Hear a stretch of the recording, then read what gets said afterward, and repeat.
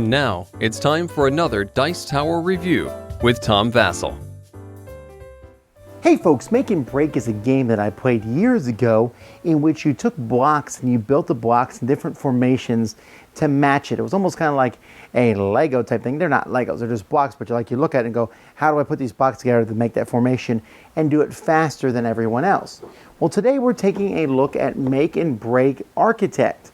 And this one here comes with a ruler that unfolds and is different colors, and I have to bend this into the right position to win this game. Pretty simple, but I'll show you a little bit more.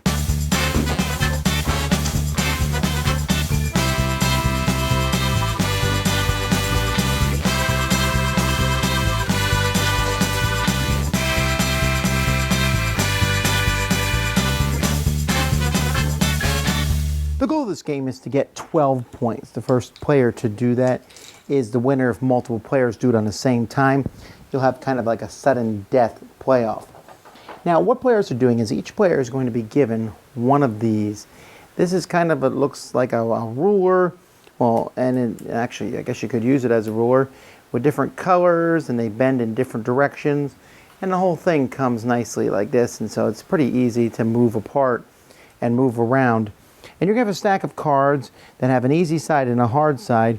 And what you're going to do is you're going to flip over a card. And then each player has to build that as fast as they can. So now each shape that's on that card that's black can be any color. But as you can see, I definitely need red in that one spot and blue opposite that. So if I have this, there's my red and blue. And then over here I need white up and blue at the bottom. I think I got it here. Does that look right? Well, it needs to actually look like this. Let's zoom out here so you can see what I've done. All right, so I've basically built this shape here. I got the red and the blue and the white and the light blue. I did it. Okay, I have no extra limbs or anything, so I'm going to get 2 points. But as soon as I finish it, I flip the timer. And that is how much time everybody else has left to do it. So this is not a very long timer, and when this time runs out, you have to stop. When the timer runs out, everyone is going to look at the card, and if they've done what they're supposed to do, built the right shape, then they're going to get the points on the card. So in this case, everybody is going to get 2 points. The person who's the first person to do it will get 1 bonus point, unless they got it wrong, in which case they have to actually lose a point. But and then that's the end of that. So then everybody will kind of bend their shape back to the beginning. It's pretty. You're just going to fold it up and get ready to go to the next round. Back, back, back, back, boom. And now I'm ready for the next card, which is this shape, a 2-pointer. So most of the shapes are 1, 2s, and 3-pointers. This one looks pretty easy, right? Red, white, yellow.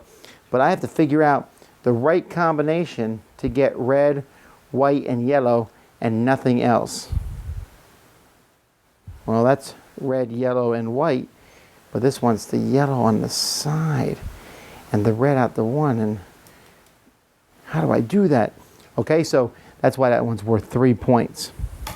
So I'm just going to show you a few more of these, just different shapes that players are trying to build. And that's pretty much the whole game. Really, the whole gist of the game is how fast can you bend this into the shapes? And you know what? I find this really fun. The building the blocks is a fun, Make and Break is a fine game. But I think I like this one better. I like moving this around. It's pretty sturdy. I suppose you could break this if you really tried, but you're just trying to move it around the right position. And sometimes you'll find it and say, well, wait a minute, the gray was supposed to be up there. Oh, I see, it goes like this. And no, wait, oh, I need to fold the blue back. And and then, no, how do I do it? And I find that to be very fun because you're sitting there, it's a solitaire puzzle, but it's something fun to work with.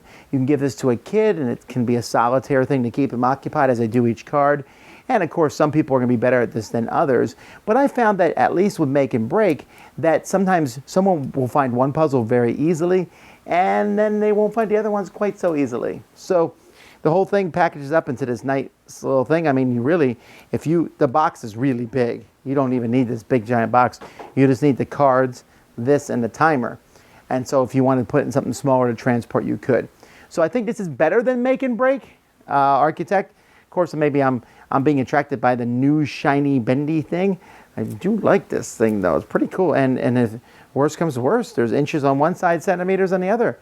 It's a very handy thing. 100 centimeters. Come on now. Wow. Let's measure myself. Okay, I'm getting off topic here.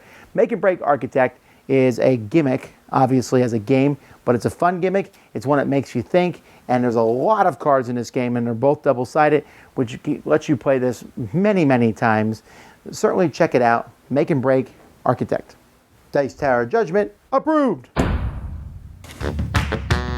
Thanks so much for watching the Dice Tower videos. Find more great videos and reviews, as well as our top-rated audio podcast at Dicetower.com.